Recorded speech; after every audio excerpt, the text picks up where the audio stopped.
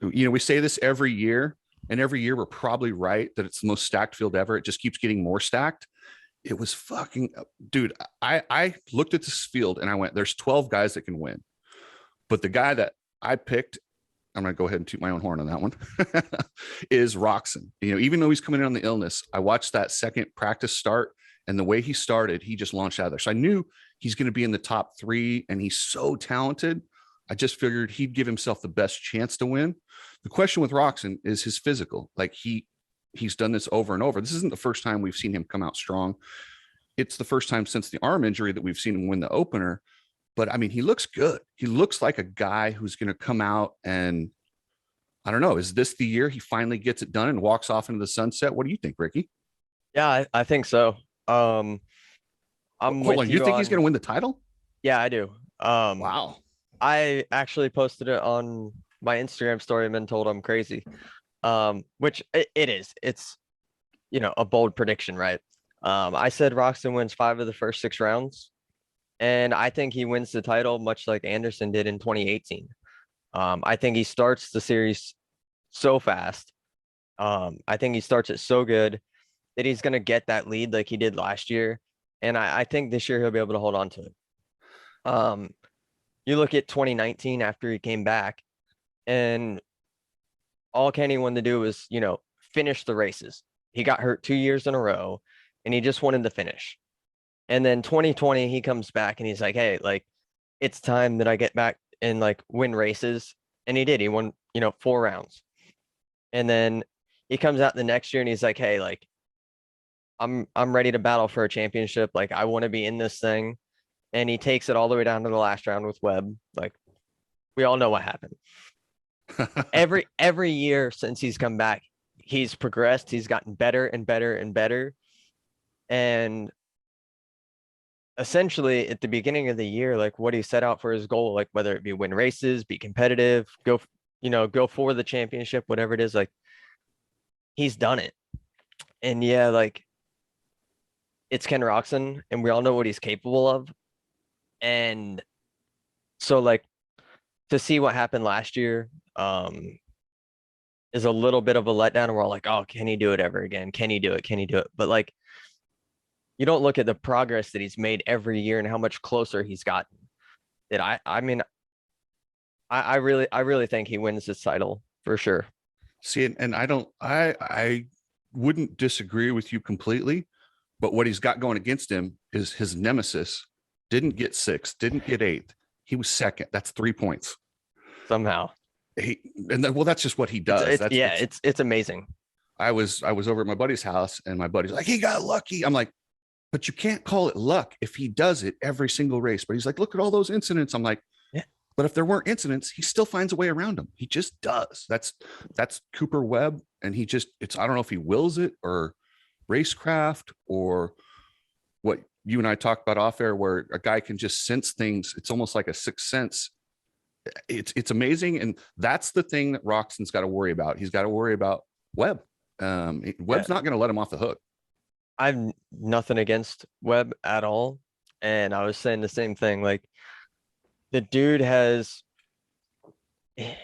I guess the way to put it is luck, right? But like at the end of the day, it's not. He's in the right positions at the right time, whatever. But like he has the amount of luck that one rider has in his entire career of races in a season over and over and over and over again. Well, that's what I'm saying. Like, can you call it luck at that point? No. Yeah.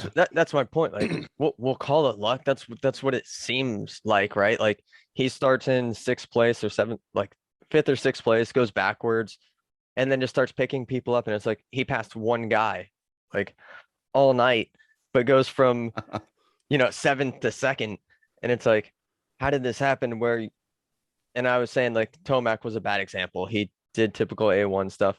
But like Roczen, anybody else, it's like it seems like they get a bad start, they start 8th or 9th, and every single top guy is up front and they can't make their way through. And not saying that Webb was gonna get by any of those guys, but it's like, oh, this guy crashed in front of this guy and took him off the track and the seas parted and he just rides right through. And it's like, Yeah, but That keeps happening. And it's just his mentality, right? He just grinds away. On a night that he doesn't have it, he just keeps pushing and does not let that affect him mentally at all.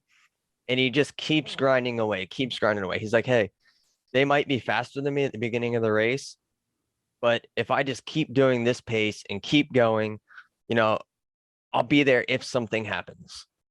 yeah. And just like that mentality, it's like something always happens. Well, and the way I describe him, he's like if he was a Netflix show, in the description it would say slow burn as it just builds like. And then a lot of these other guys, you get Sexton, Malcolm, they come out and just fly, set down fast lap times. If you know, and I love watching Webb in practice. He doesn't go for the heater. That dude's working race lines all around and hammering it out and really getting he's using it like a practice session. He's not necessarily qualifying. Yes, he is, but Yeah. he just builds all day long, gets better and better. So Barsha, wow, there's a lot to talk about on that one. Dude. So, you know, the guy comes in, it's crazy that he's won 5 supercrosses and 3 of them were the openers. And he had a chance to go 4 in a row. That would have been 4 of 6 supercross wins were the opener. That would have been insane. But I mean, he went bam bam. What did you think of the move on Jason Anderson? Um, Barsha does not like to give up any spot. As long as he thinks that there's a chance, he's going to go for it, right?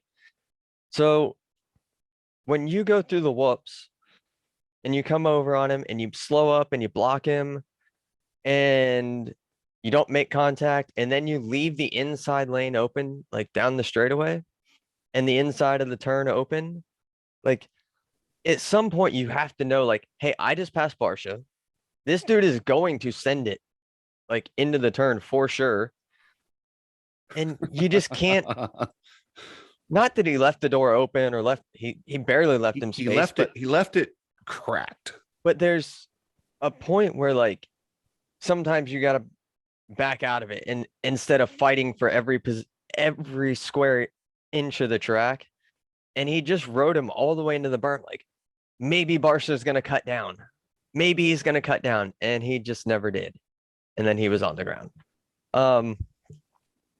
To me, as long as somebody's not going out of their way and stopping or T-boning somebody, if they're doing it with race pace and like the flow of the race, like in the track, like, and I don't have a problem with stuff like that.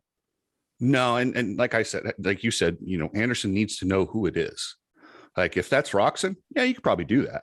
But if it's Barsha, when he kind of lollygagged, he covered, but he didn't cover aggressively. Like when Roczen covered it for Sexton, he did it aggressively. Yeah, he just left it cracked. You can't do that with Barsha. But I was okay with the Barsha move. But guess what? If Anderson pays back Barsha, so be it. That's racing. Yeah. If you want to race that way, that's fine. Don't do it without expecting it on the comeback. People that say like, I would say people that say like, oh, you shouldn't retaliate. Whatever. Dude, these guys all remember what happened. They all, you know, hold a grudge. That's, you know, Anderson had second last night. Got what do you get, 7th or something? After, yeah, maybe. Yeah, like back. It wasn't what he was. Yeah. No, he was 10th actually. Oh yeah, I was thinking he crashed again, maybe. But either way, not where he wanted. So like, yeah, I bet he remembers that, and I bet next time he passes Barsha, like he makes the move stick. Well, whether that's bumps him coming out of the whoop, slows up, bumps him into the tough blocks, or maybe checks up a little bit and does to him what he did to Marv. Either way, like he's gonna get him back somehow, whether it's just getting even and making the pass stick. But yeah, these guys all remember. Well, okay, so I crack up when people say, how could he possibly remember? That was a year ago. I don't know why. I don't know how. But as a guy who I rode dirty and you raced, when you see that guy, it just like, it's like your mind just knows, okay, I owe this guy one. Even if it was a year ago, they still do it. And it just, in the moment, you just take them out, right? Yeah. I mean, it's like, how many times, even when you're racing, like you understand what's a racing incident, a dude runs it up the inside, whatever. But like when you feel like you got cheap shot, like there's not a lot of incidents like that that actually happen where these dudes like get fired up and they're like, no, like dude, they'll remember that move for Marv's gonna remember his life flashing before his eyes last night till he can't remember anything anymore anyways. Like, dude, like Dude, he I had once, to have come yeah, he had to have come out of that turn and been like, oh shit. yeah. I once took a guy out a year after he took my brother out, believe it or not, and I remembered why I did it. So, um, speaking of that, Marvin, and he looked really fast. He was racy, but he was inconsistent. He made a lot of mistakes, and he's not making any friends either. Now, this is different. I like the Barsha move. I get it. You're gonna have payback. The move Marvin made on Malcolm, that was stupid. And I always, my dad always told me, if you take both of you down, it was a dumb move. If they go down, it's questionable. If nobody, Right before the finish line, Marv jumps to the inside and Mookie cuts down super early, like inside of all the ruts. that's And right. he like T-bones him. That's right. I forgot about So that. I'm wondering if maybe just later in the race, like Malcolm didn't even leave the door open. He took the front door off of the house going into that turn. I mean, he was as far outside as you could be, and Marv was as far inside as you could be. And Marv just went up the middle of the turn like he was going to turn, and Malcolm was there. And I'm like, I wonder if maybe in somewhere in his mind, like he thought, hey, Malcolm's going to square this turn up and cut down and go to the left side. And he just stayed all the way at the top of the berm, all the way around the outside, and just like ran into the back of him. It was like,